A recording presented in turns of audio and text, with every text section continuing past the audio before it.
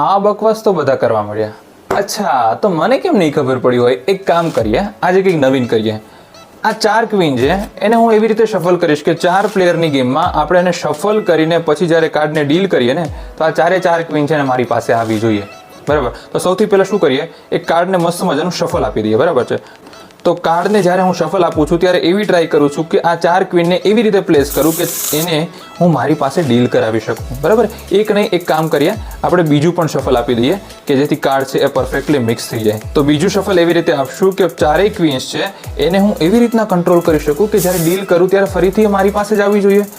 Let's try. આ પહેલો spectator છે, આ બીજો, આ ત્રીજો અને ચોથામાં મારી પાસે ક્વીન આવી ગઈ છે.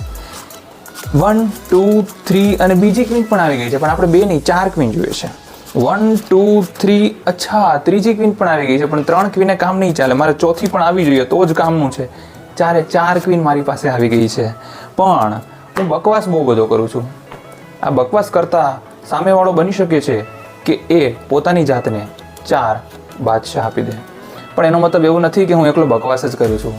મેં મારી જાતને 4 એકા ડીલ કર્યા છે અને મે બી તમે જોઈ પણ શકો છો કે બધા જ કાર્ડ છે એ એકબીજા કરતાં જુદા છે. કદાચ આ બકવાસ છે એ એટલા બધા લોકો નહીં કરતા હોય, અને જો ના કરતા હોય તો વિડીયોને લાઈક અને કમેન્ટ્સ આપીને જ જજો.